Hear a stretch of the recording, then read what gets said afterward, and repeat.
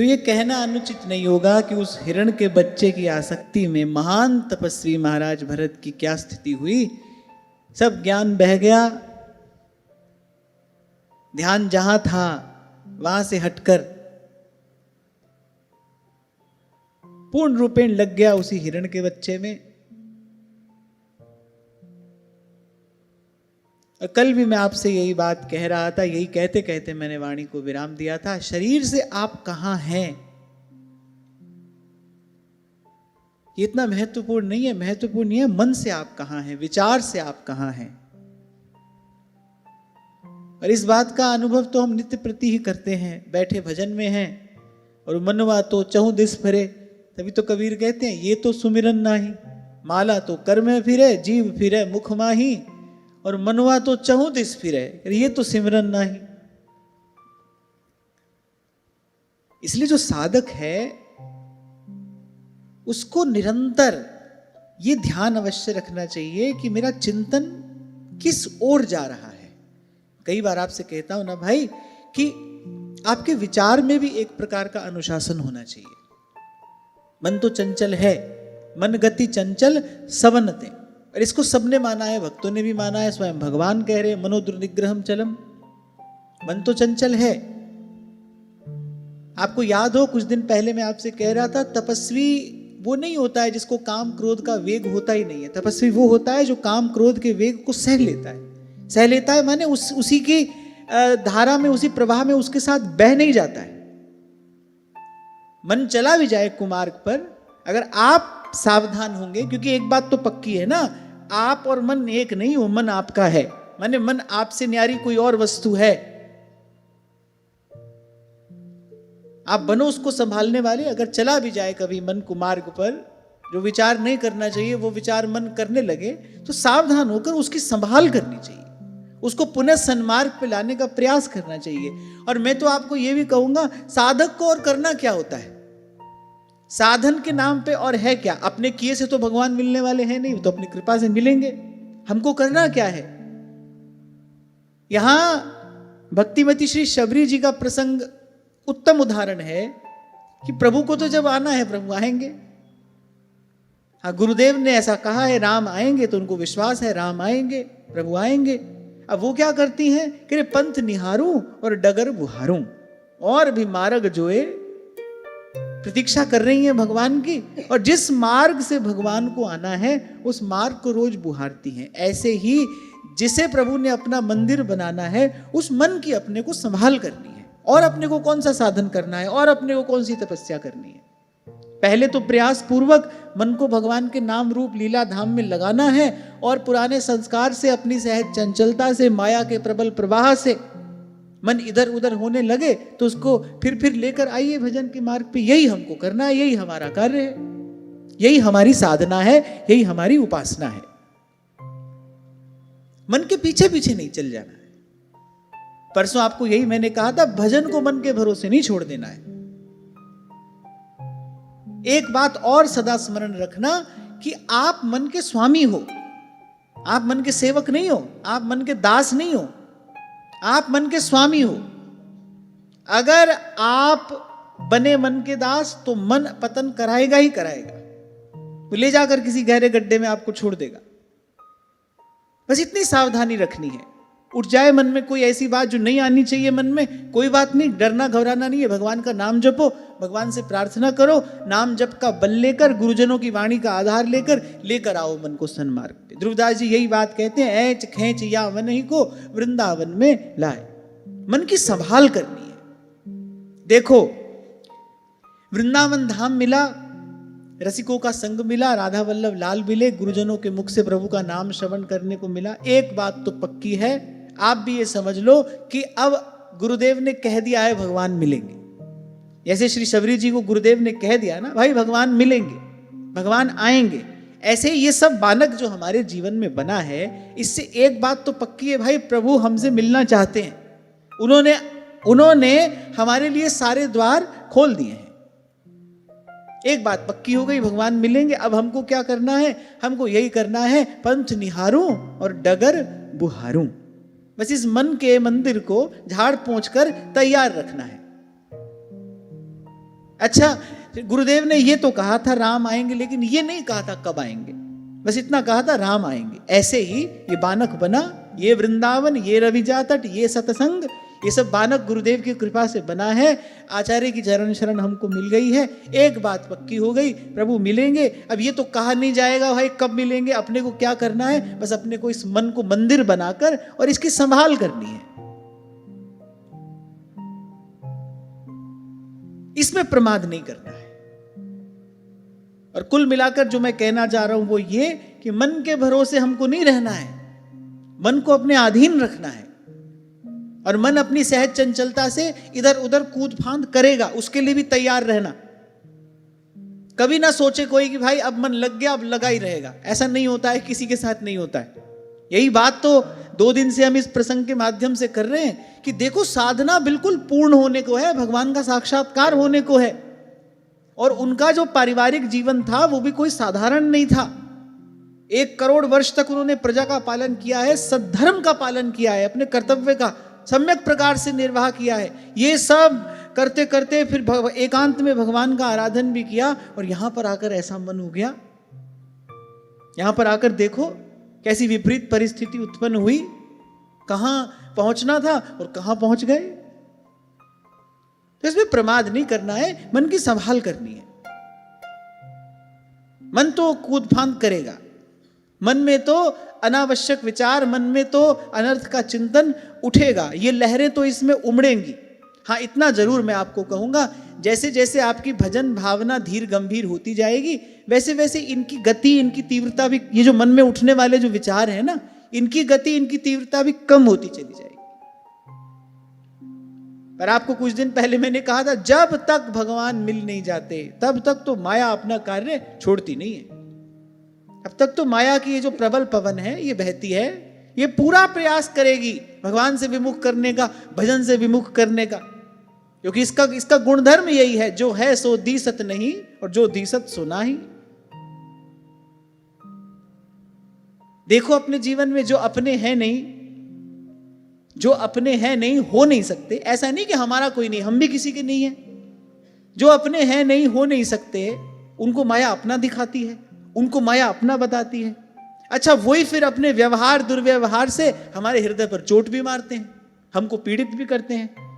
राह चलता व्यक्ति आपको कोई बात कहकर चला जाए, आपको ना भला लगेगा ना बुरा लगेगा, लेकिन वही बात कोई अपना व्यक्ति कह दे तो उसकी पीड़ा बड़ी देर तक आपके हृदय में रहती है। तो देखो वो अपना तो है नहीं, तो भगवान की माया है। माया के कारण जो अपना है नहीं, जो अपना हो नहीं सकता, वो अपना दिखाई देता है। और बस इसी फांसी में फंसकर, ध्रुवदास जी कह रहे ना, फिर फांसी ऐसी पर है, और फिर इसी फांसी में फंसकर जीव अनंत अनंत काल तक यही सुख दुख भोगता रहता है। तो इसमें भाई साधन को हरि भजन है, कै सतसंग सहाई। और उसमें भी बार बार आपको यही निवेदन किया जाता है, भाई भजन भी सतसंग की ही कृपा से होता है। ये जो भजन की भावना है ना, ये सत्संग की ही कृपा से आती है, सत्संग की ही कृपा से फलती फूलती है, सत्संग की ही कृपा से इसमें सुफल आता है।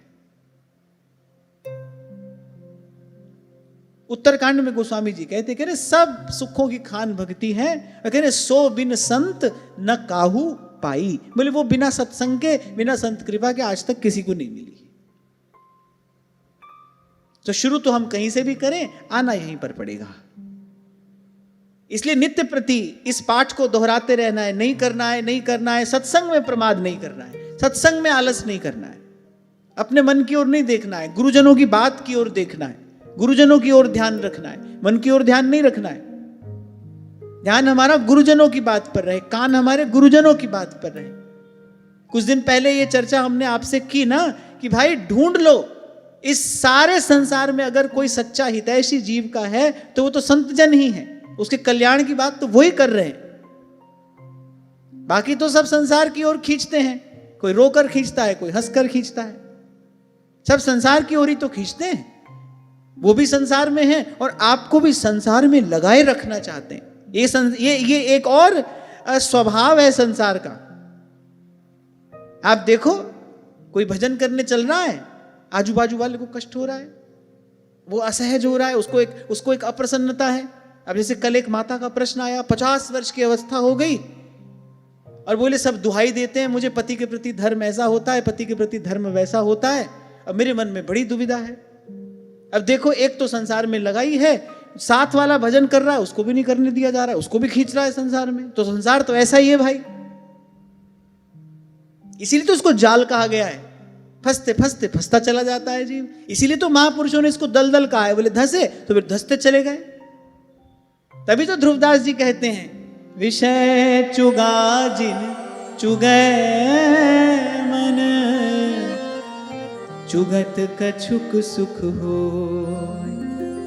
फिर फांसी ऐसी परे, तिहि सम दुख न हो। कह रहे पहले तो भाई हो सके तो मन की संभाली रखना। विषय चुगा जिन चुगा मन, मत जाना उस ओर। कह रहे चुगत कछुक सुख होई। बड़ा अच्छा उदाहरण संत देते हैं। शरीर में कहीं दाद हो जाए, दाद हो जाती है ना शरीर में, अब मन करता है उसको खुजाने का। अब जब दाद को खुजाओ तो क्षणिक सुख भी मिलता है उसको खुजाने से, लेकिन उसके बाद वो और विभत्स रूप ले लेती है। उसके बाद स्थिति और भयानक हो जाती है। बिल्कुल ऐसा ही है विषय का सेवन। चुगत कछुक सुख होई, उसमें सुखाभास तो है। संसार का जो विषय है, चाहे वो भोजन हो, चाहे वो स्पर्श का सुख हो, जो भी हो, शब्द स्पर्श रूप रस गंध, जितने भी विषय सुख हैं, इसमें सुख का आभास तो है। क्षण भर का वो सुख तो मिलता है, पर भूलिए मत फिर फांसी ऐसी परे, तिहि सम दुख न हुई। सुख मिला फिर दौड़ कर जाओगे उसके पास, उसी से लिपटे रहने का मन करेगा। दुख मिला तो द्वेष हो जाएगा। जिससे सुख मिलेगा उससे लिपटे रहने का मन करेगा, जिससे दुख मिलेगा उसको गाली दोगे, उसको कोसोगे, उसके अहित का चिंतन करोगे, उसके अहित का विचार करोगे। दोनों स्थिति में मन मैला ही हो रहा है। तो कह रहे विषय चुगा जिन चुगे मन। प्रयास तो यही करना, वो जो काम क्रोध का वेग आए उसको सह लेना। और एक और बात बड़ी विचित्र है, आप देखो, दर्द पीड़ा सहन करने की क्षमता सब लोगों की अलग अलग होती है। कुछ लोग बड़ी थोड़ी सी पीड़ा में बिलबिला जाते हैं और कुछ लोग बड़ी भारी पीड़ा को भी सह जाते हैं। पीड़ा सहन करने की शक्ति कैसे आती है? थोड़ी सी पीड़ा को आप सह लो तो आपकी सहन शक्ति बढ़ जाएगी। सहने से ही सहन शक्ति बढ़ती है। ये बड़ी विचित्र बात है। आपने थोड़ी पीड़ा सह ली और आप उस थोड़ी सी पीड़ा को सहते रहे तो आपको अभ्यास हो जाएगा उतनी पीड़ा का। फिर उतनी पीड़ा एक समय पर आपको पीड़ा नहीं लगेगी। सहने से सहन शक्ति बढ़ती है। This is natural phenomenon. ऐसा ही होता है, ये एक प्राकृतिक प्रक्रिया है। ऐसे ही मान लो काम का या क्रोध का वेग मन में उठा, और मैंने कहा ना वो तपस्वी नहीं है जिसको वेग ही नहीं उठता है। वेग तो उठेगा, जन्म जन्म के संस्कार संचित हैं। मैं तो कई बार आपसे कहता हूं, हमारे भीतर कौन कौन से विकार छिपे हमको पता नहीं है। किसी घड़ी किसी क्षण वो विकार उठकर सामने आ जाता है, उमड़ कर आ जाता है। हमको पता चलता है हमारे भीतर ये सब भी था, तो पता नहीं चलता है, पर है, निश्चित बात है, क्योंकि जन्म जन्म के संस्कार हैं, संचित हैं भीतर। तो काम क्रोध का वेग तो उठेगा, पर आप उसके साथ बह मत जाओ। आपसे मैंने कहा था ना, रात को 12 बजे इच्छा हुई खीर खाने की। अब मन की इच्छा होने से तो खीर नहीं आएगी ना भाई, हाथ पैर चलाओगे तभी तो खीर हाथ में आएगी। ऐसे ही केवल मन के कुछ चाह लेने से नहीं होता है कुछ भी। उसमें आप अपना सहयोग देते हो, आप अपना सहयोग मत दो। इसका अभ्यास करो। और किसी भी प्रकार से इंद्रिय निग्रह नहीं किया जा सकता, और किसी भी प्रकार से जीवन को संयम में नहीं लाया जा सकता। काम क्रोध का वेग उठे, भगवान का नाम जपो। और मैं तो कहता हूं उस वेग से भी डरने घबराने की आवश्यकता नहीं है। ये तो मैं आपको अपने साधक जीवन का अनुभव बता रहा हूं। अब कभी मन मैला हो तो यही दृढ़ निश्चय किया, भाई जब भी मन में ऐसा विचार उठेगा बस उसी समय बैठकर भगवान के नाम में लग जाएंगे। किसी और स्थिति में होंगे तो चलते फिरते नाम जप करने लगेंगे। ऐसी कोई स्थिति आएगी, हम समझेंगे ऐसी स्थिति हमको नाम की शरण में पहुंचाने के लिए ही आ रही है। बार बार ऐसी स्थिति अगर आएगी तो उसका क्या लाभ होगा? बोले हानि तो कुछ होगी नहीं, लाभ ही होगा, जितनी बार ऐसी स्थिति आएगी उतनी बार हम नाम की शरण में चले जाएंगे। धीरे धीरे होगा क्या, नाम जप का अभ्यास होता रहेगा। और ऐसा ही हुआ भी, और ऐसा ही हुआ भी, धीरे धीरे नाम जप का अभ्यास होने लगा। तो बड़ी बात है, क्योंकि आप प्रभु के हो, प्रभु ने आपको स्वीकार कर लिया है, प्रभु ने आपको स्वयं तक आने का मार्ग दे दिया है। डरने घबराने की आवश्यकता नहीं है, बस थोड़ा सावधान रहने की आवश्यकता है। और वो सावधानी बनी रहेगी सत्संग की कृपा से। इसलिए ये मंत्र तो, ये पाठ तो हमको नित्य प्रति रटना है, ये मंत्र नित्य प्रति जपना है। सत्संग में प्रमाद ना होने पाए भाई। हमारे जीवन में कोई नियम नहीं है, बस एक सत्संग का नियम है। इसको पूरी दृढ़ता से इसका पालन करेंगे, पूरी निष्ठा से इसका निर्वाह करेंगे। भक्ति सुतंत्र सकल सुख खानी, बिनु सत्संग न पावै प्राणी। भक्ति सुतंत्र।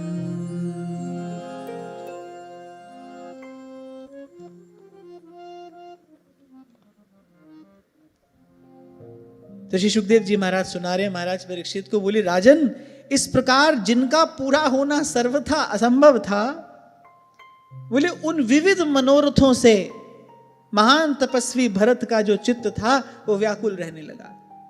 जिनका पूरा होना सर्वथा असंभव था। कौन से मनोरथ का पूरा होना सर्वथा असंभव है,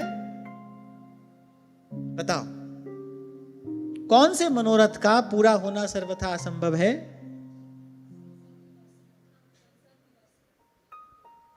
नहीं, ऐसा कौन सा मनोरथ है जिसका पूरा होना सर्वथा असंभव है? जो हमारे पास है ये सदा बना रहे, ये मनोरथ पूरा होना सर्वथा असंभव है। ऐसा कभी नहीं होगा, किसी के साथ ना हुआ ना आगे कभी होगा। हम यही चाहते हैं, जो हमारे पास बढ़िया बढ़िया है बस वो ऐसा ही बना रहे। शिकायत करते हैं ना लोग, अरे वो बदल गए, वो बदल गए, अब वो पहले जैसे नहीं रहे। अरे कोई पहले जैसा नहीं रहता। आप इसमें इतना आश्चर्य क्यों करते हो? आप इसमें इतना दुख क्यों मनाते हो? आपको ये परिस्थिति देखकर पीड़ा क्यों होती है? Why you are shocked? आपको झटका क्यों लगता है? अरे वो पहले जैसे नहीं रहे। कोई नहीं रहता, आप भी नहीं रहते, आप भी नहीं रह सकते। संस्कृति स संसार है, इसी का नाम संसार है। आप देखो, आप पहले जैसे हो। वो आपके खिलौने गुड्डे गुड़िया जिसको आप चूमते थे, दुलारते थे, आप उनकी ओर घूमकर भी नहीं देख रहे, वो बेचारे कितना बुरा मान रहे होंगे। अरे कभी तो हमको गोद में उठाए डोलते रहते थे, हमारी ओर आते ही नहीं, हमारी ओर देखते भी नहीं, उनको बहुत बुरा लगता होगा। आप भी वैसे नहीं हो, आप भी सब छोड़ते चले, आगे बढ़ते चले। आपकी भी रुचियां, आपकी भी प्रियता कभी किसी में थी, कभी किसी में थी। कभी आप कैसे थे, कभी आप कैसे थे। फिर आप क्यों बुरा मानते हो? आपको क्यों पीड़ा होती है? अब वो वैसे नहीं रहे, अब वो वैसे नहीं रहे। कोई नहीं रहता है भाई, इसी का नाम संसार है। संत कहते हैं, कह रहे लाली उड कपूर दे वांग जाए, कह रहे केड़ा रोज दा हुसन परावना है। जैसे कपूर उड़ते उड़ते उड़ जाता है, कह रहे तन जोवन उड़ जाएगा जैसे उड़त कपूर। नारायण गोपाल भज, क्यों चाटे जग। और संसार से संबंध बनाओगे तो ऐसे मनोरथ मन में उठेंगे ही उठेंगे, उठेंगे ही उठेंगे। अभी कुछ दिन पहले एक बच्ची ने प्रश्न किया था ना, अभी पिछले सत्र की शायद बात है, कि उसने कहा कि मैंने एक ऐसे व्यक्ति का चयन कर लिया, अभी विवाह नहीं हुआ है, लेकिन मैंने ऐसे व्यक्ति का चयन कर लिया जिसको सत्संग में कोई रुचि नहीं है। और मैंने अपना उत्तर दिया था। तो कल ही मुझे ये बच्चे दिखा रहे थे, नीचे एक महाशय लिख रहे थे, अरे संसार में प्रेम होना कोई गलत बात थोड़ी है। अगर हमारा मन भटक रहा है तो इसका मतलब हमारी भक्ति कच्ची है। मैंने कहा धन्य हो, पहली बात तो संसार में प्रेम हो कहां से जाएगा। सबसे बड़ा पर्दा तो मनुष्य की बुद्धि पर यही पड़ा है। संसार में प्रेम हो कैसे जाएगा? प्रेम को घटने के लिए जो चाहिए वो यहां है ही नहीं, हो कैसे जाएगा? और दूसरा यही भगवान की माया है। अगर ये कह रहे भोगो लेकिन उसमें फंसो मत, ऐसा भी कभी हो सकता है। बड़ा आश्चर्य है, कोई कहे कि विषय को भोगे लेकिन उसमें फंसे नहीं। अरे ये जो महापुरुषों के वाक्य हैं, सुखानुशयी रागः दुखानुशयी द्वेषः, सब मिथ्या है, झूठ है। तुम तो ये व्हाट्सएप और यहाँ वहाँ से इंस्टाग्राम से सब पढ़ लिख कर और ये ज्ञान बघार रहे हो। एक बार साधन के क्षेत्र में उतर कर देखो, देखो विषय का भोग भोगने से क्या स्थिति होती है। अरे भोगना तो छोड़ो, विषय का चिंतन मन बिगाड़ देता है। और मैं कहता हूं विषय के भोग का सबसे बड़ा दुष्परिणाम क्या है? विषय के भोग का सबसे बड़ा दुष्परिणाम यही है, विषय का चिंतन होने लगता है। विषय भोग का दुष्परिणाम ही यही है, वो विषय के चिंतन में लगा देता है। विषय के चिंतन से क्या होता है? उस विषय में आसक्ति होती है। यही क्रम महापुरुषों ने बताया है। एक बार विषय भोगा, थोड़ी देर का उससे सुख मिला, अब क्या होगा? उसी सुख का चिंतन हो रहा है। उस सुख का चिंतन करते करते क्या हुआ? उस सुख में आसक्ति हो गई। यही तो घटना यहां घट रही है। हिरण के बच्चे को देखते देखते उसको लाड़ करते दुलारते, अब जहां देखो हिरण ही दिखाई पड़ रहा है। भगवान का दर्शन होना बंद हो गया, भगवान का नाम जब छूट गया, वो जो ध्यान करते थे बैठकर सब धरा का धरा रह गया। अब जहां देखो वहां हिरण का ही बच्चा दिखाई पड़ रहा है। चिंतन करोगे उस विषय में आसक्ति हो जाएगी, बार बार उसके पीछे जाने का मन करेगा, बार बार उसके पास जाने का मन करेगा।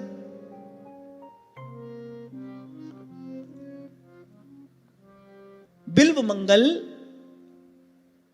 मृत सर्प को रस्सी समझकर, मृत शरीर को नौका समझकर किसके पास पहुंचे? वो चिंतामणि के पास नहीं पहुंचे थे, वो विषय सुख के पास पहुंचे थे। वो जो विषय सुख उनको वहां प्रतीत हो रहा था, उसको पाने के लिए ऐसे बावले हुए। आधी रात का समय है, सावन भादो के समय का वो नदी का प्रवाह है। वो जो मृत शरीर है उसी को नौका समझ बैठे, उसी पर चढ़कर। और चिंतामणि के घर के बाहर वो जो सर्प लटक रहा है, अंधेरे में दिखाई नहीं पड़ा, उसी को समझा चिंतामणि ने मेरे लिए रस्सी डाल रखी है, उसी को पकड़कर उसके कक्ष में जा रहे हैं। तब चिंतामणि ने दुत्कारा, उसने कहा कि कैसी दुर्दशा इस ब्राह्मण की हो गई है। वो ब्राह्मण है, कह रही अपने सत्कर्म भूल गया है, ये ध्यान साधन सब भूल गया है, और विषय में कैसा इसका मन लिप्त हुआ है कि इसको उचित अनुचित कुछ भी दिखाई नहीं पड़ रहा है। चिंतामणि को दया आई, और मैं तो कहूंगा भगवान को दया आई। इसीलिए आपको कहता हूं गुरु किसी भी समय किसी भी रूप में प्रकट हो सकता है। चिंतामणि के रूप में वो गुरु सत्ता प्रकट हुई। चिंतामणि ने उपदेश दिया, बिल्व मंगल को चोट लगी और चल दिए वृंदावन की ओर। और लीला सुख होकर इस संसार में उन्होंने कीर्ति प्राप्त की। कृष्ण करणामृत जैसा अद्भुत अद्भुत ग्रंथ लिखा, और उस ग्रंथ के आरंभ में पहला प्रणाम गुरु को ही किया जाता है। उस ग्रंथ के आरंभ में वो पहला प्रणाम चिंतामणि को ही करते हैं। वही मेरी गुरु है, उसी के शब्द से मुझे चोट लगी है, मेरा बिगड़ा मन सुधरा, मैंने प्रभु की ओर देखना आरंभ किया। तो ये एक और विडंबना है। लोग समझते हैं हाँ भाई हमारी भक्ति पक्की है, हम तो कुछ भी करें हम थोड़ी फंस जाएंगे। यहां हजारों साल के तपस्वी गिर जाते हैं और उनको लगता है भाई हमारा क्या होगा, हमारा कोई कौन बिगाड़ सकता है, हम तो सिद्ध हैं। जो अपने आप को सिद्ध कहे सबसे बड़ा भौंदू, सबसे बड़ा बुद्धू वही है। कबीर जी ये बात कहते हैं, बोले बहुतक भौंदू बह गए और राख जीव अभिमान। इतना तो आप कह सकते हो कि हाँ भाई आज मन ठीक है, ये नहीं कह सकते कल ठीक रहेगा, नहीं कह सकते आप, कोई नहीं कह सकता, कोई भी नहीं। कहा करूं तेरी प्रबल माया, कहा करूं तेरी प्रबल माया, देत मन भरमाया, हरि तेरो भजन कियो न जा, हरि तेरो भजन कियो न जा। तो इससे तो डरते ही रहना। ऐसे हनुमान जी छोटे हो गए ना, बोले छोटे होने से क्या हो जाएगा, ये सुरसा के सामने छोटे होने से। हनुमान जी ने कहा हम सच में थोड़ी छोटे हो जाएंगे, छोटे तो हम तब होंगे जब प्रभु का दिया कार्य पूरा नहीं कर पाएंगे, तब हम छोटे हो जाएंगे। बोले इसके सामने झुकने से कौन सा हम छोटे हो जाएंगे। ये देखो ये कितनी अद्भुत लीला है। हनुमान जी को छोटा होना पड़ा। छोटा होना पड़ा माने अपना बड़प्पन छोड़ना पड़ा, क्योंकि बड़े होकर तो पार नहीं पा रहे थे। गोस्वामी जी कह रहे तस तस सुरसा वदन बढ़ावा। जितने हनुमान जी बड़े होते हैं वो और दुगना मुंह खोल लेती है। हनुमान जी ने कहा नहीं भाई इसके सामने छोटे होने से हम छोटे नहीं होंगे। भगवान का कार्य अगर पूरा नहीं किया, जिस राम काज के लिए मैं निकला हूं वो कार्य अगर मैंने पूरा नहीं किया, तब हम छोटे हो जाएंगे। छोटे हो गए, नन्हे से होके उसके मुख से निकल आए। ऐसे ही भाई ये भगवान की माया है, ये भगवान की माया है। तुम लाख कमाओ तो करोड़ आगे पड़ा है, करोड़ कमाओ तो अरब आगे पड़ा है। सारा संसार इसी से जूझ रहा है कि नहीं जूझ रहा?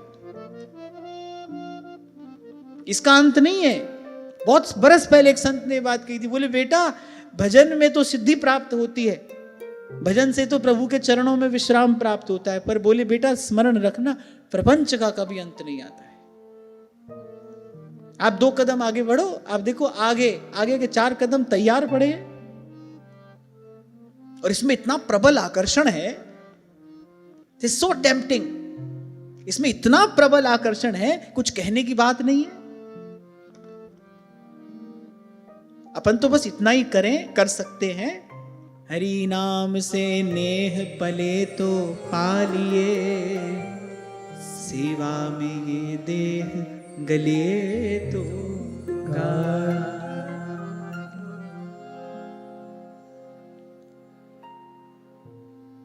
तो बोले जो चित्त परम शांत हो गया था और जिस परम शांति के प्रसाद स्वरूप रोम रोम से कोई अद्भुत आनंद प्रवाहित होता था, बोले वो चित्त अब व्याकुल रहने लगा। उस चित्त की दुर्दशा हो गई। आपसे कहता हूं ना, पहले संत मिलते थे ना, गुरुजन अपने शिष्य से मिलते थे तो यही बात पूछते थे, बोले बेटा मन ठीक है ना, मन लगा है ना भजन में? और कोई बात नहीं पूछते थे गुरुजन, घर कैसा है, परिवार कैसा है, व्यापार कैसा है। इस सब से तो छुड़ाने के लिए गुरु होता है, इसमें लगाने के लिए थोड़ी होता है। और फिर गुरु ये भी जानता है भाई कैसा है, जैसा होता है वैसा ही होगा, उसमें कौन सा 4 चांद लगा लोगे। अब घर परिवार संसार जैसा सबका होता है भाई, वैसा ही तुम्हारा भी होगा।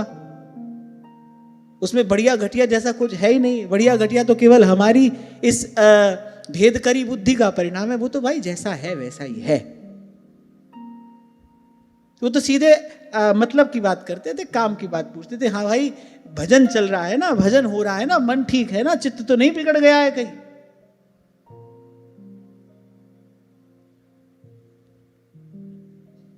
अब यहां एक और बड़ी महत्वपूर्ण बात लिखी है, बोले मृग शावक के रूप में। फिर ये आया कौन है? बोले कोई प्रारब्ध कर्म आया है। इसीलिए आपको बार बार कहता हूं भाई, कोई दोषी नहीं है हमारी स्थिति के लिए, कोई दोषी नहीं है। जो भी हमारे जीवन में आ रहा है हमारा कर्म है और हमारा प्रारब्ध है। इसीलिए कहता हूं भाई, उसको हाथ जोड़ के स्वीकार कर लो, लड़ो झगड़ो मत, हाथ जोड़ के उसको स्वीकार करो। भरोसा रखो, मैं भगवान की शरण में हूं, मैं प्रभु का हूं, प्रभु मेरे हैं, मैं भगवान की शरण में हूं। भगवान की मुझ पर कृपा करुणा भरी दृष्टि है। जो हुआ है वो भी मेरे मंगल के लिए हुआ है, जो हो रहा है वो भी मेरे हित के लिए हो रहा है, और जो होगा उससे भी मेरा कल्याण ही होगा। क्या हो रहा है इस पर विचार मत करो, कौन कर रहा है इस पर दृष्टि रखो। आपको याद हो कभी मैंने आपसे कहा था, क्या मिल रहा है इसको मत देखो, देने वाला कौन है इसका विचार करो। संसार बढ़िया से बढ़िया चीज भी दे तो भी अगर वो संसार से आ रही है तो अपने साथ द्वंद्व ही लेकर आएगी, पीड़ा ही लेकर आएगी। और हो सकता है आपको आज कोई प्रतिकूल परिस्थिति प्रभु की ओर से आती प्रतीत हो, पर अगर उसका विधान करने वाले प्रभु हैं तो अंत में आपका मंगल ही होगा, अंत में आपका कल्याण ही होगा। लेकिन संसार की रीत बिल्कुल उल्टी है, उसकी दृष्टि कभी देने वाले पर नहीं होती। देने वाला रो कर दे रहा हो, पीड़ा पाकर दे रहा हो, उसको तो क्या मिल रहा है इस बात से मतलब है। संसार में तो यही होता है, व्यवहार में तो यही हमने देखा। पत्नी कहेगी भाई घर परिवार को चलाने के लिए जो खर्च चाहिए हमको वो दे दो, उसके अलावा हमको तुमसे कोई मतलब नहीं। पति कहेगा भाई हमको जो इच्छा है हमारी इच्छा की पूर्ति हो जाए, उसके बाद तुम जो चाहो सो करो। बच्चे यही अपेक्षा माता पिता से करते हैं। सारा संसार ऐसे ही तो चल रहा है। कौन कैसे ला रहा है इस बात से किसी को अर्थ नहीं है, वस्तु मिलनी चाहिए समय पर प्रभु के दरबार में ऐसे नहीं किया जाता। आप दृष्टि प्रभु पर रखो, प्रभु दे रहे हैं ना हमको। आज जो भी प्रतीत होता हो, अच्छा लगे बुरा लगे, अनुकूल लगे प्रतिकूल लगे, पर एक बात है भाई, अंत में होगा उससे हमारा मंगल ही। दवा से काम चले तो डॉक्टर दवा देता है, सर्जरी की जरूरत पड़ जाए तो डॉक्टर कहता है नहीं भाई काट पीट करनी ही पड़ेगी, तभी जीवन की रक्षा हो सकती है। पर डॉक्टर का, जो चिकित्सक है, उसका उद्देश्य तो एक ही है ना भाई, इसकी प्राण रक्षा होनी चाहिए, इसकी जीवन रक्षा होनी चाहिए, ये व्यक्ति स्वास्थ्य लाभ करे। ऐसे ही दवाई से काम चले तो भगवान दवा देते हैं, काट पीट की जरूरत हो तो भगवान वो भी करते हैं, उनको करना पड़ता है। पर एक बात पक्की है, हम भगवान की शरण में हैं, भगवान जो कर रहे हैं उससे हमारा हित ही हो रहा है और हमारा कल्याण ही होगा। इस विश्वास को पक्का रखना है, पूर्ण रखना है, किसी को दोष नहीं देना है। दोष देके क्या करोगे, एक गांठ और लगाई आपने उसके साथ, पहले वाली खुल नहीं रही, एक और आपने लगा ली। दोष ना दीजिए।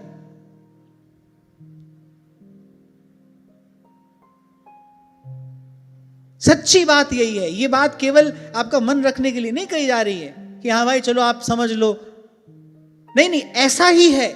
इसके अतिरिक्त आप कुछ और सोचते हो तो आप गलत सोचते हो, और गलत का परिणाम सही कभी आ नहीं सकता।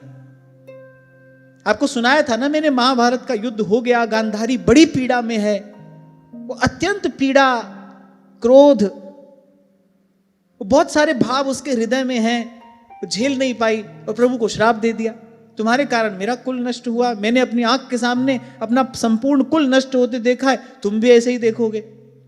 ठाकुर जी मुस्कुराए, बोले माता ये तो होना ही था, तुमने श्राप देकर, तुमने मुझ पर क्रोध करके, बोले अपने मार्ग में कांटा क्यों बोया। जहां जिसके साथ जो होना है भाई वो हो ही जाएगा। आप सोचकर विचार कर अपने मार्ग में कांटा मत बोना। आप अपने मन में एक बात पक्की रखना, भाई मेरे साथ जो हो रहा है ना वो मेरा कर्म है, ये आकार लेकर आया है, आया भी है, प्रभु की मुझ पर कृपा है, और जिन प्रभु की शरण में हूं उन प्रभु का स्वभाव क्या है, राई पर्वत करे करे पर्वत की राय। और भाई ऐसा तो हमने अपने जीवन में अनेक बार अनुभव किया है। सूली जैसे कष्ट को प्रभु कांटा चुभाकर समाप्त कर देते हैं।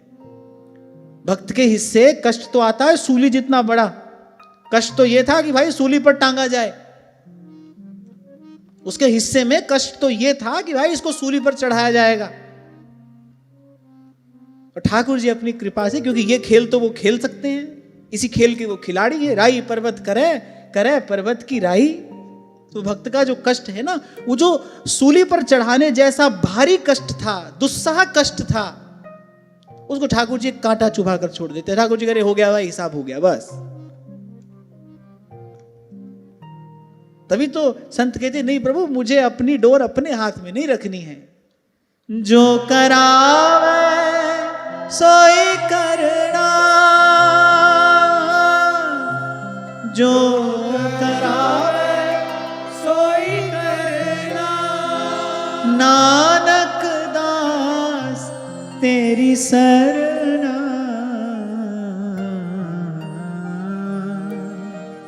प्रभु डोरी हाथ तुम्हारे, प्रभु डोरी हाथ तुम्हारे, प्रभु डोरी हाथ तुम्हारे।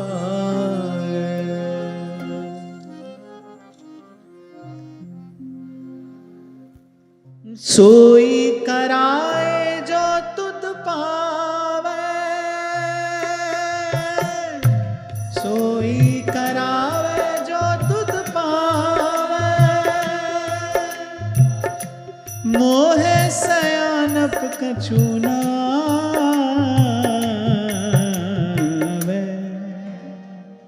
प्रभु डोरी हाथ तुम्हारे, प्रभु डोरी हाथ तुम्हारे, प्रभु डोरी हाथ तुम्हारे, प्रभु डोरी हाथ तुम्हारे। सोई करावे जो तुध पावई, सोई करावे जो तुध पावई, मोहे सयानप कछु नावे।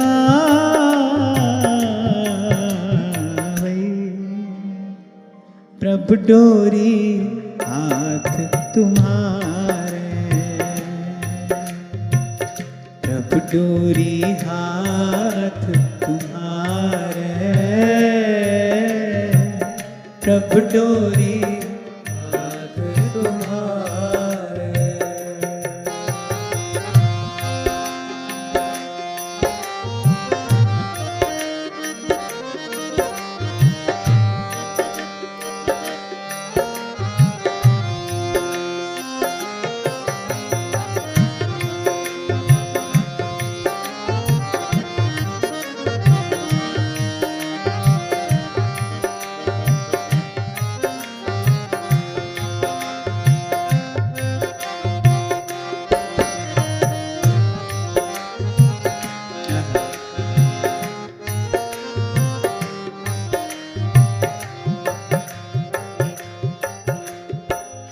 हम बारक तो सरनाई,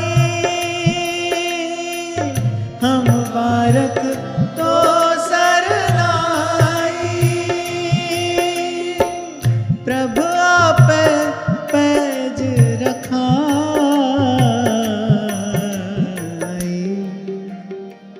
प्रभु आप पैज रखाई, प्रभु आप पैज रखाई,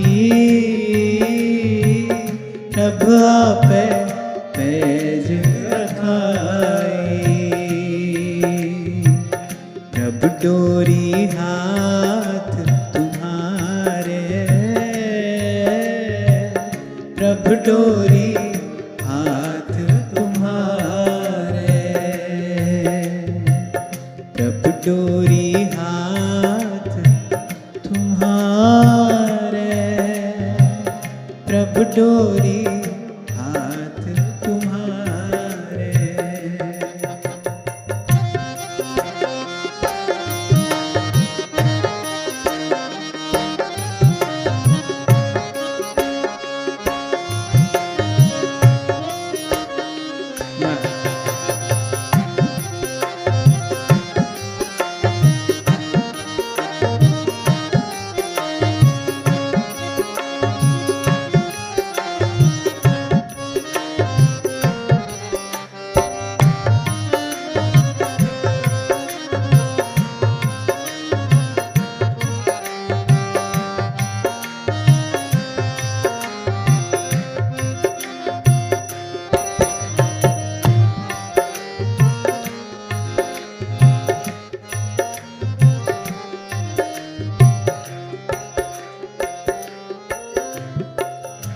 जी जंत तेरे तारे,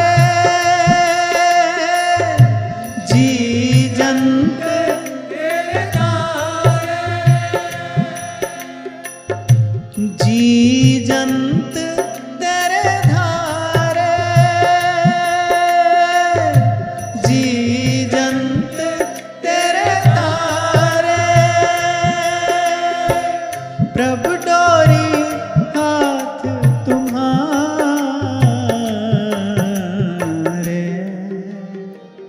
प्रभु डोरी हाथ तुम्हारे, प्रभु डोरी हाथ तुम्हारे, प्रभु डोरी हाथ तुम्हारे, प्रभु डोरी हाथ तुम्हारे, प्रभु डोरी हाथ तुम्हारे।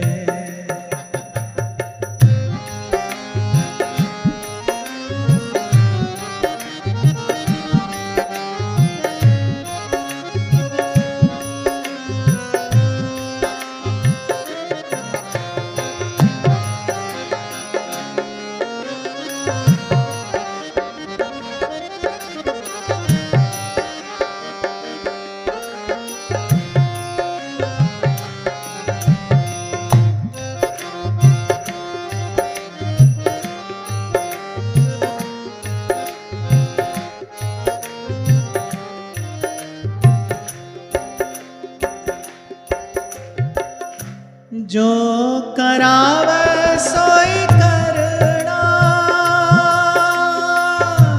जो करावे सोई करना, जो करावे सोई करना, जो करावे सोई करना। नानक दास तेरी सरना, प्रभु डोरी हाथ तुम्हारे, प्रभु डोरी हाथ तुम्हारे, प्रभु डोरी हाथ तुम्हारे। नानक दास तेरी सरना, जो करावे सोई करना। नानक दास तेरी सरना, जो करावे सोई करना।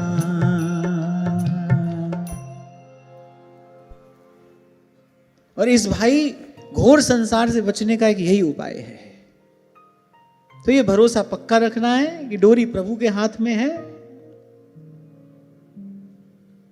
क्योंकि संत कहते हैं भाई ईश्वर के विधान में दोष देखना यही सबसे बड़ा दोष है, यही सब अनर्थों का मूल है।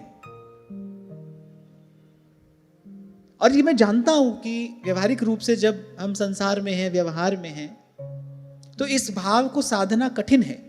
भांति भांति की प्रतिकूल परिस्थितियां हमारे सामने आ खड़ी होती हैं,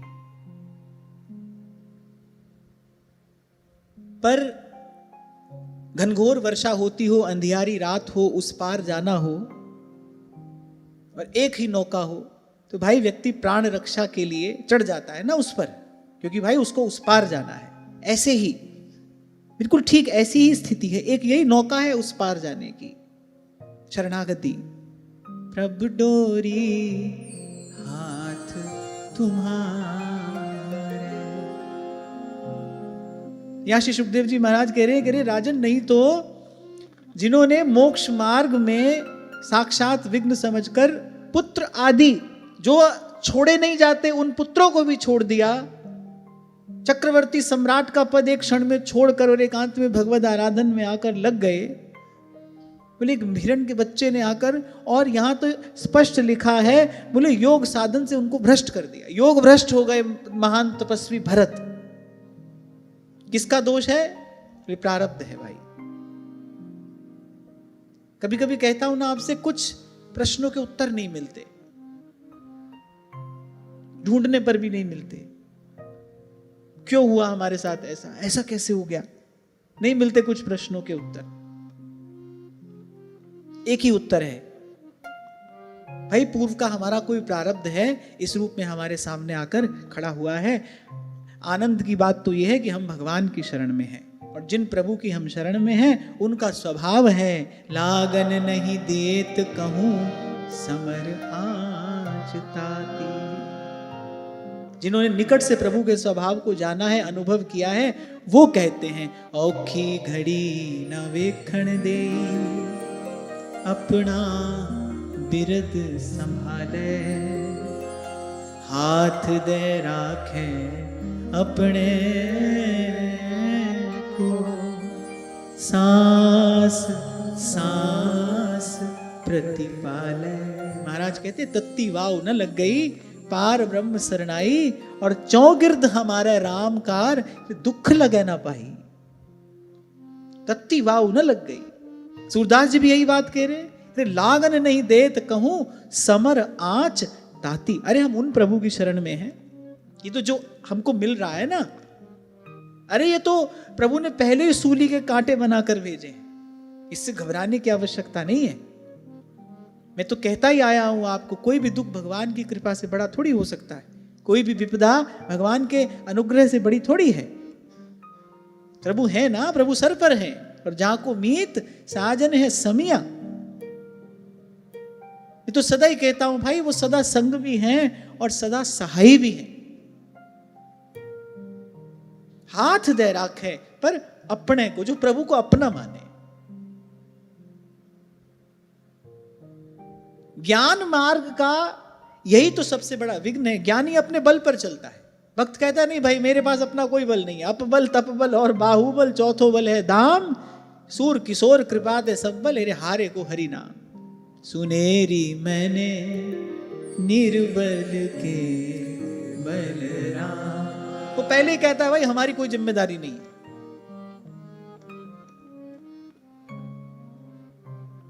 भक्त तो यहां तक कह देता है, बोले हमारा क्या, बहुत जन्म हम जन्म बिगाड़े, हम तो बिगाड़ते ही आ रहे हैं, एक और भी बिगड़ जाएगा तो कौन बड़ी बात हो जाएगी। बोले हमको तो इसका अभ्यास है। बोले हमारा कुछ ना जाएगा, तुम्हारी साख जाएगी। चिंता मोहे नाथ अपारा, अपजस नहीं होए तुम्हारा। ये तो इमोशनल ब्लैकमेल हुआ ना भाई। अब तो हम तुम्हारे पास आ गए, राम राम कृष्ण कृष्ण करते हैं और तुम्हारे कहाते हैं। संसार में सब लोग जानते हैं, हमारे माथे पे देखो ये वैष्णव तिलक है, गले में कंठी है, हाथ में माला झूली है, हरे राम राम राम हरे हरे, हरे कृष्ण कृष्ण कृष्ण हरे हरे, राम कृष्ण का नाम जपते हैं। तो भाई प्रभु अब तुम तुम्हारे हैं तो हमारा क्या जाएगा।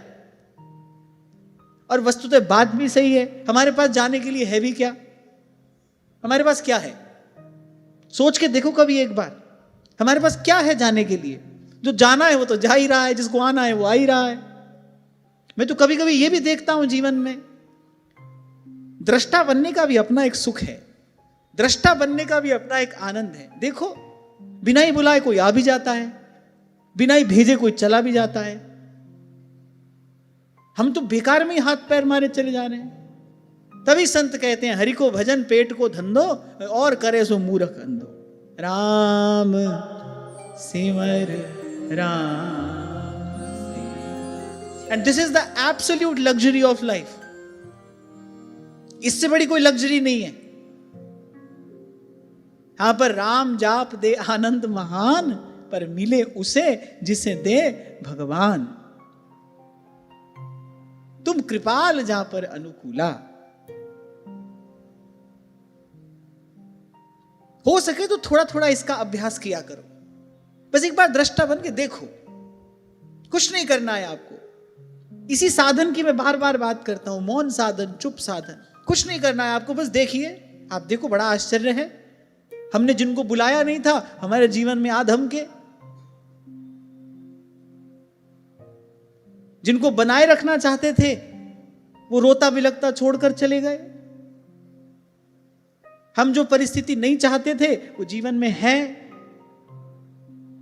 और जो चाहते हैं वो किसी भी प्रकार हाथ पैर मारने से आ नहीं रही है। संत समझ गए। इसी को कहते हैं संत सबद लग उतरे पार।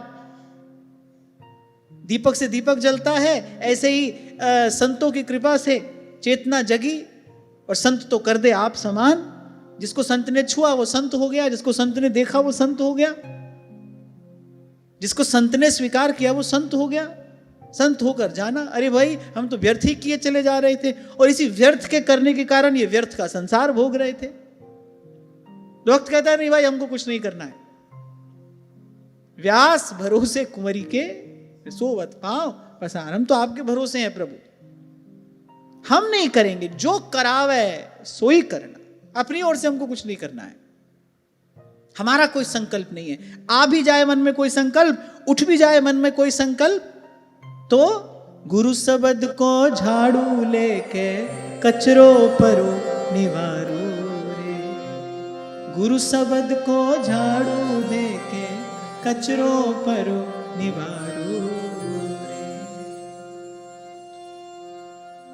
हाँ, एक बात मुझे इस प्रसंग के अनुकूल आपसे अवश्य कहनी है। जो आपकी निंदा कर रहे हैं, आपको गाली देते हैं, आपको अपशब्द कहते हैं, भगवान से प्रार्थना करना वो दीर्घायु हो। कम से कम जब तक तुम हो तब तक तो वो रहे। निंदक नियरे राखिए और आंगन कुटी छवाए। जाने अनजाने भी कोई पाप हो जाएगा, तो ठाकुर जी ने व्यवस्था की है, तुम पाप करोगे वो धो देंगे तुम्हारा पाप। कबीर यही तो कहते हैं, अरे जग में हितुआ तीन हैं, निंदक माई बाप।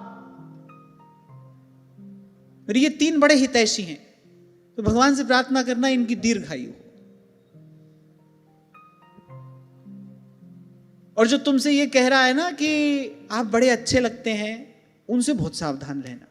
वो तुम्हारा मटिया मेट करेंगे, आज नहीं तो कल करेंगे, बने रहे तुम्हारे पास में तो।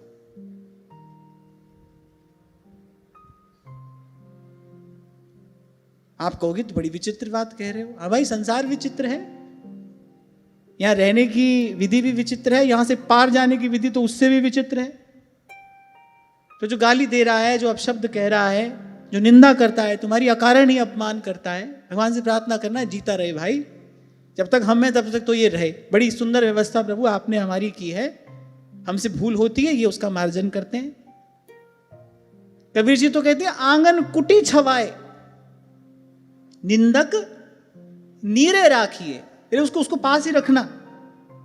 और कबीर जी कह रहे हो सके तो अपने घर के आंगन में कमरा रसोई दे देना उसको, आंगन कुटी छवाए। वो बहुत बड़ा काम कर रहा है। आगे कह रहे कि निंदक जीवे जुगन जुग काम हमारा होए, पलटू साहिब कहते हैं, बोले निंदक जीवे जुगन जुग काम हमारा होए, कि काम हमारा होए बिना कौड़ी को चाकर। ले तो हमसे कुछ रहा नहीं है, वो चाकरी हमारी बहुत बड़ी कर रहा है। बोले कितनी बड़ी नौकरी हमारी कर रहा है, हमारे पाप धो रहा है। और जो बहुत दुल रहा है, बहुत पुचकारे, आप बहुत अच्छे हैं, आपके जैसा तो कोई है नहीं, तुम्हारे जैसा कोई और देखा नहीं, उनसे बहुत सावधान रहना। आपको शायद मैंने पहले भी कहा था ना, ऋषिकेश में एक महात्मा ने मुझसे कहा था, बोले बेटा अपनी आध्यात्मिक उन्नति चाहते हो तो अपनी प्रशंसा करने वालों से हमेशा दूर रहना। जो तुम्हारी प्रशंसा करे उनसे दूर रहना। करे तो करते रहे, तुम नहीं सुनना, ना कान देना ना ध्यान देना। यही भगवान की माया है। यहां प्रतिकूलता के रूप में वास्तविक अनुकूलता रहती है। अगर भजन ही करना है तो, अगर भजन करना है तो फिर तो भाई प्रतिकूलता के रूप में वास्तविक अनुकूलता है। जैसे उस दिन एक माता पूछ रही थी, घर में बड़ी हाय हाय होती है, कोई हमको यूं कहता है, कोई हमको यूं कहता है। बड़ी अच्छी बात है, बड़ी जल्दी शुद्ध हो जाओगे तुम। जब श्री कृष्ण ने वेणुनाद किया महाराज के पूर्व, कुछ कोपांगनाओं के घर वालों ने उनको नहीं जाने दिया।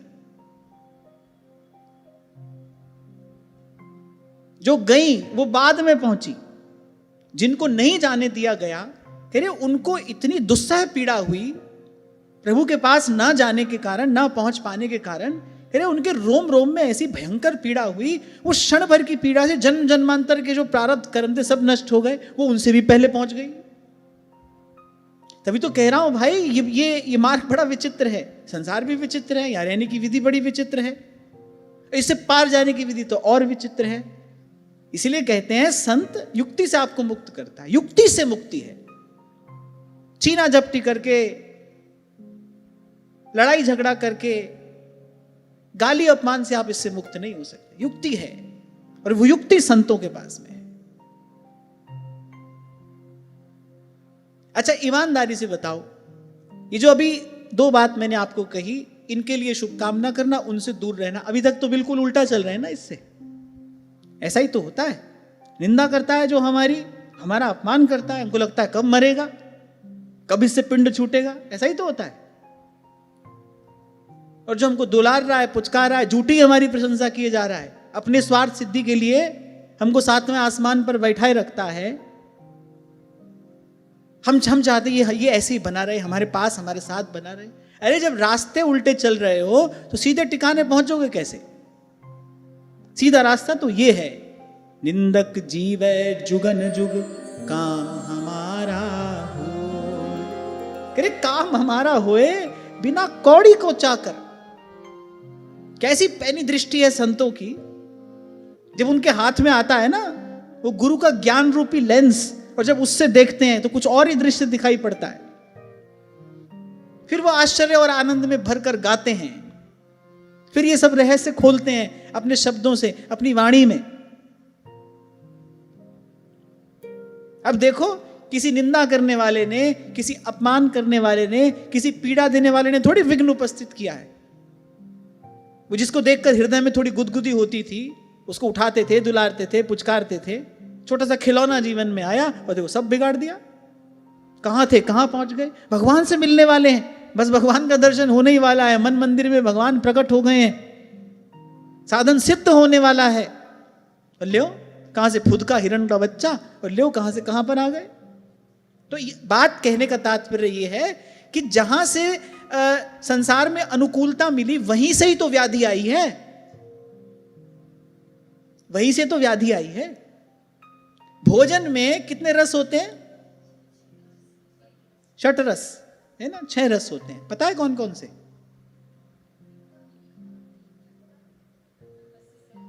तीखा, मीठा, खट्टा, कसैला, 6 रस कौन से होते हैं? चरपरा, कटु भी होता है, कसैला अलग होता है, कटु भी होता है, कड़वा भी होता है।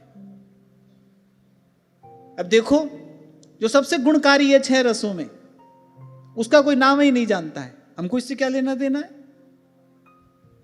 उसको छोड़ो, वही गुणकारी है, उसका कोई नाम नहीं जानता है बेचारे का। खैर चलो, इसको छोड़ो। अच्छा, इन सब में सबसे बढ़िया कौन सा है? सब कह रहे हैं मीठा। मीठा, हाँ भाई, मीठा ही बढ़िया है, मीठा है।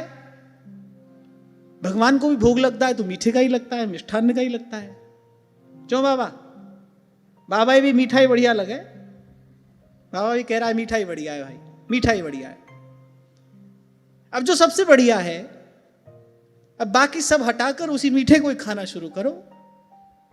2-3 महीने में देखो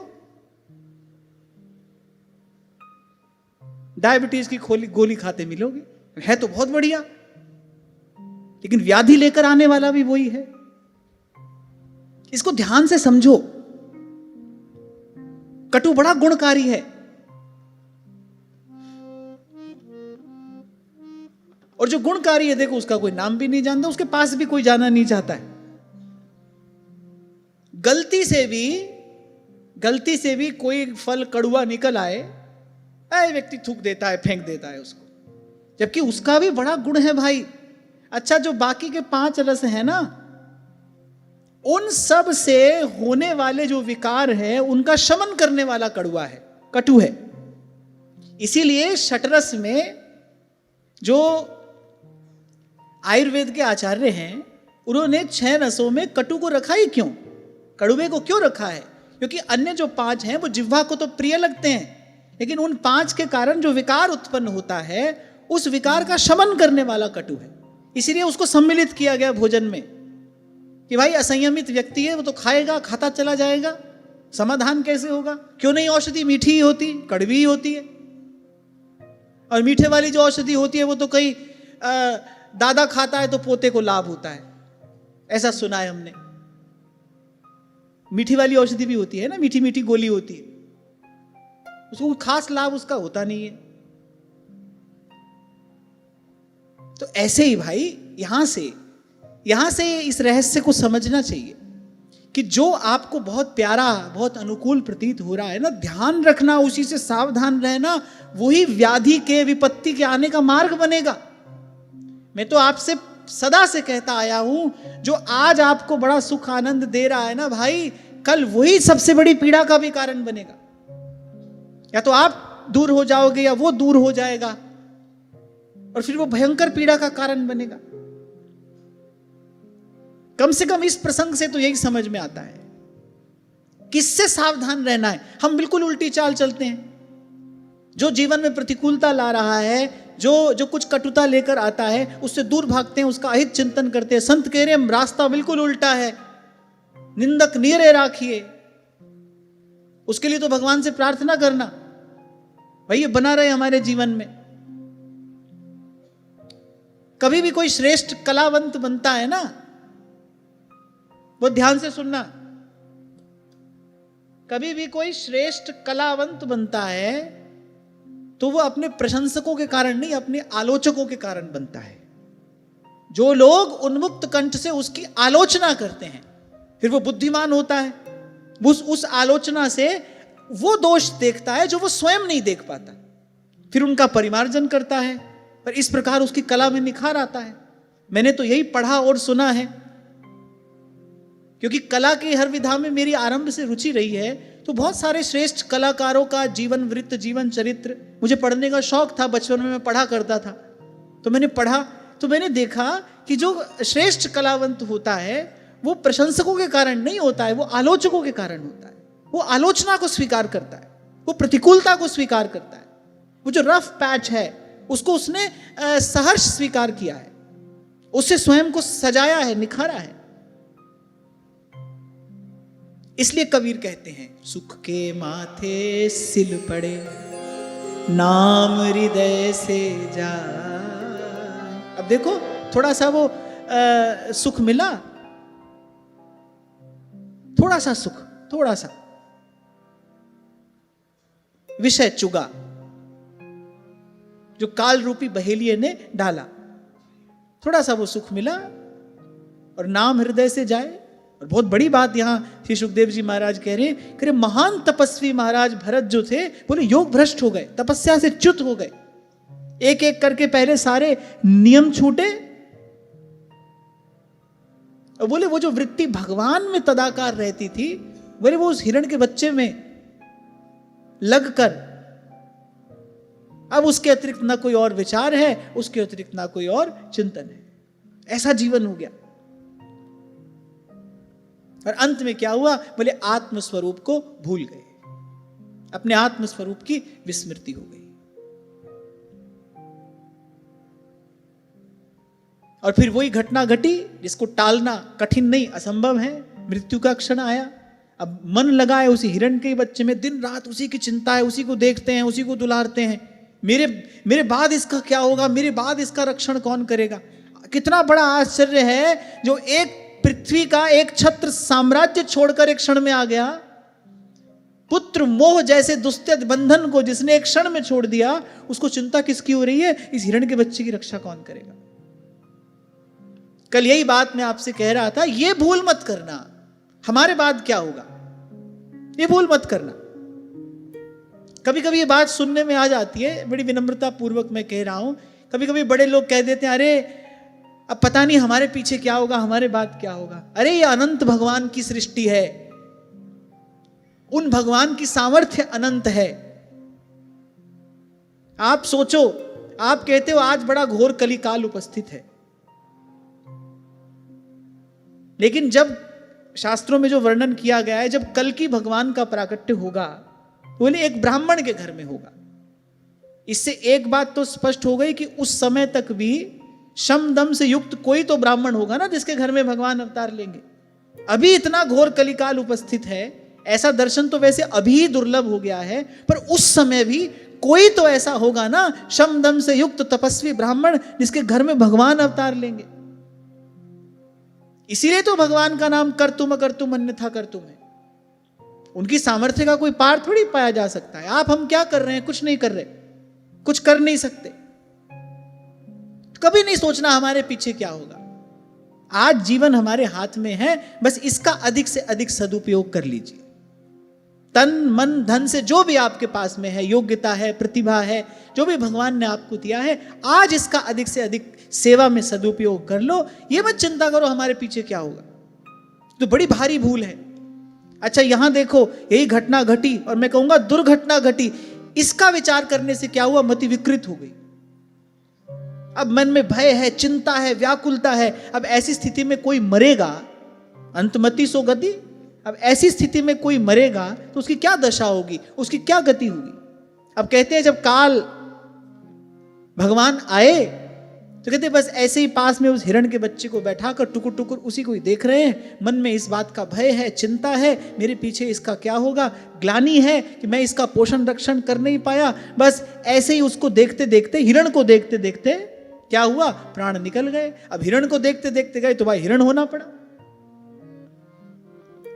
अरे मैं तो कहता हूं, इसको कोई कहानी समझकर भी सुने ना तो इसमें बड़ी भारी शिक्षा छिपी है।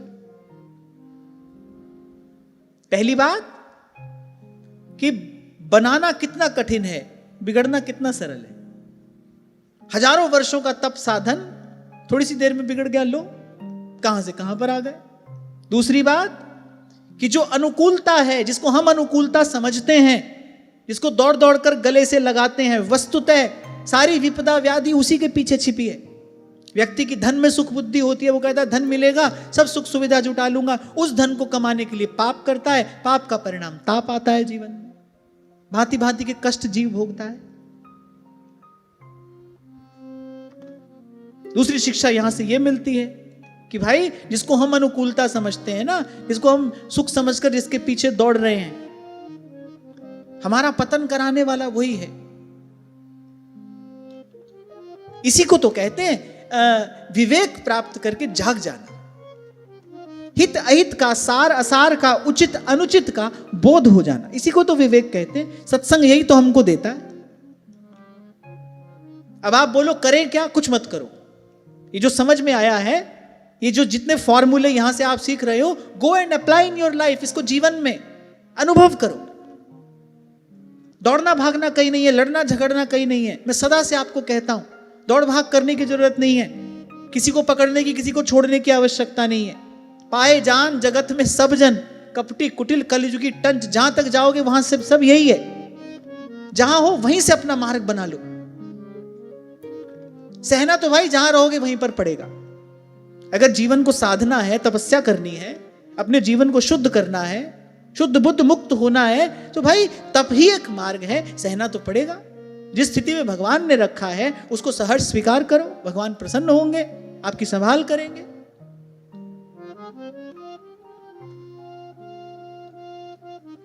हिरण को देखते देखते, हिरण का चिंतन करते करते मरे, हिरण हो गए। इसलिए संत कहते हैं जन्म जन्म मुनि जतन कराही, करे पे अंत राम कहीं आवत नाही। इसलिए सूरदास जी कहते हैं निपट निगोड़ो दास तिहारो, पर कहते प्रभु अंत समय सुध लीजिए। बोले उस समय प्रभु आप हमारी सुध लेना। मैं सर्वथा निर्बल दुर्बल जीव हूं, दीनहीन हूं। कहां मुझ में ऐसी सामर्थ्य आएगी कि मैं उस घोर पीड़ा के क्षण में मैं आपका स्मरण कर पाऊंगा। कर पाऊं न कर पाऊं, आप प्रभु मेरा स्मरण कर लेना।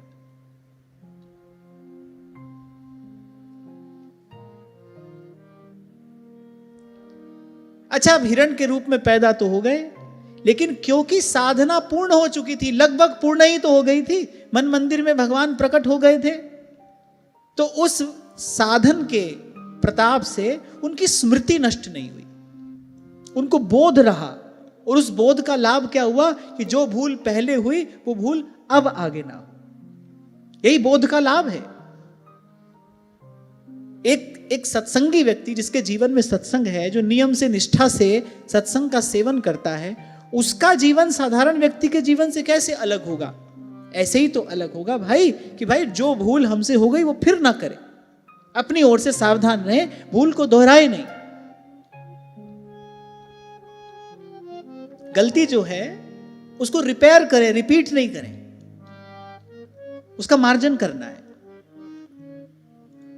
तो पूर्व के साधन के प्रसाद स्वरूप उनकी स्मृति नष्ट नहीं हुई, उनको याद था कैसा दिव्य मेरा जीवन था, फिर क्या भूल मुझसे हुई जिसके कारण मुझे आज ये दुर्दिन देखना पड़ा। इस निम्न कोटि की योनि में उनका जन्म हुआ, लेकिन स्मृति नष्ट नहीं हुई भक्ति की कृपा से। और ऐसा ही होता है, जो योग भ्रष्ट महापुरुष होते हैं, किसी कारण से योग भ्रष्ट हो गए, किसी कारण से साधन पथ से च्युत हो गए, लेकिन भक्ति निष्फल नहीं जाती। भगवान का भजन जो किया है वो कभी भी निष्फल नहीं जाएगा, वो नष्ट नहीं होगा। इसीलिए भगवान कह रहे नमे भक्त प्रणश्यति। ज्ञानी तो पथच्युत हो जाता है, लेकिन महाराज भरत कोरे ज्ञानी नहीं थे ना, वो तो भगवान के नाम स्मरण में, भगवान के लीला चिंतन में लगे थे। तो भक्ति के कारण उनकी स्मृति नष्ट नहीं हुई, जो साधन परिपक्व था वो जो का त्यों है।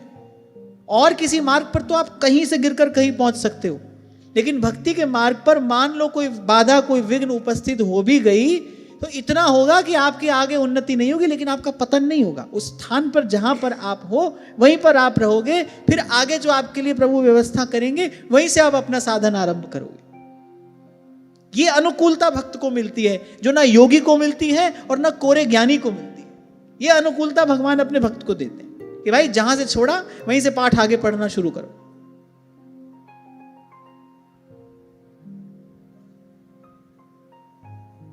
तो जब पूर्व की स्मृति उनको हुई तो कहने लगे बड़े खेद की बात है कि संयमशील महापुरुषों के मार्ग से ऐसा मेरा पतन हुआ। अरे मैंने तो धैर्य पूर्वक सब प्रकार की आसक्तियों को छोड़कर और एकांत में भगवद आराधन का अनुष्ठान किया था। पवित्र गंडकी के पवित्र तट का मैंने आश्रय लिया था। भगवान की मुझ पर कितनी कृपा थी। भजन भाव में मेरा मन स्थिर हो गया था कि भगवान की मुझ पर कितनी कृपा थी। यहाँ एक बात और महाराज भरत कह रहे हैं, भजन में मन लग जाए, बोले भगवान की इससे बड़ी कृपा और क्या होगी। कि आपका भजन में मन लग रहा है, आपका सत्संग में मन लग रहा है, और भगवान की कृपा क्या होती है। व्यास जी तो यहां तक कह देते हैं अपनी वाणी में, कहते हैं परम पद कहे तो कौन सो लो। क्या होता है परम पद? अरे भगवान के भजन में मन लगा, यही परम पद है। व्यास जी कह रहे परम पद की बात करते हुए लोग ऊपर देखते हैं। बोले तहां ते कोई गयो ना आयो, बोले वहां से तो कोई जाकर आया नहीं, किसी ने बताया नहीं।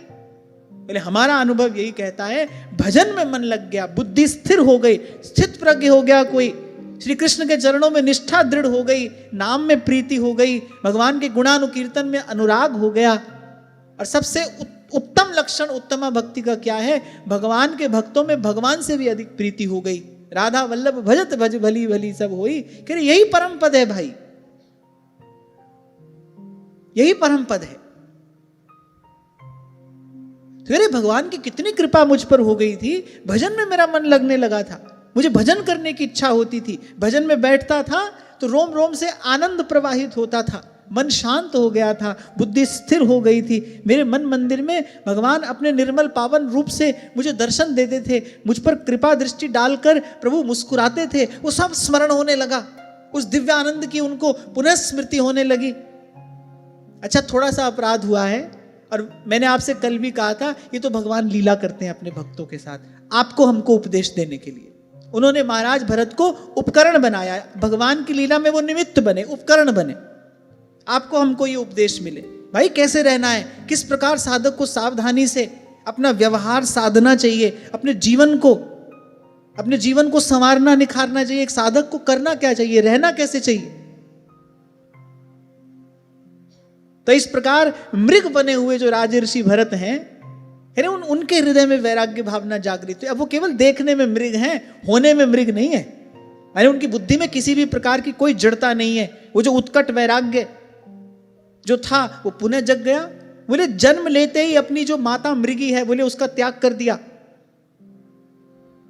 ये किसका प्रभाव है? ये भक्ति महारानी का प्रभाव है। ज्ञान ऐसा दे पाने में समर्थ है, और न कोई और विधि न कोई और युक्ति। भगवान की भक्ति ऐसी समर्थ है। अच्छा जहां जिस स्थान से आए थे पूरे दौड़कर उसी स्थान में पहुंचे, वही गंडकी का पावन पवित्र तट, और वहीं पर जाकर बोले जहां से छोड़ा था, बोले वहीं से पुनः साधन में लगे। अब तो आसक्ति से बड़ा भय लगता था उनको, देखे भी नहीं किसी की ओर, क्योंकि पहले भाई वो कहते हैं ना दूध का जला छाछ भी फूंक कर पीता है, तो यही स्थिति उनकी है। अब तो आसक्ति से बड़ा भय लगा। अब एक बात बताओ कि आसक्ति किस में होगी? जो तुमको दुख दे रहा है उसमें होगी, या जो सुख का कारण बन रहा है उसमें होगी? बताओ। जो थोड़ा बहुत सुख देगा उसी में तो आसक्ति होगी, जो दुख देता है उससे तो व्यक्ति दूर भागता है। तो बताओ भजन के मार्ग में विघ्न कौन हुआ? अनुकूलता विघ्न है कि प्रतिकूलता विघ्न है? इसलिए संत कहते हैं सुख के माथे सिल पड़े, नाम हृदय से जाए,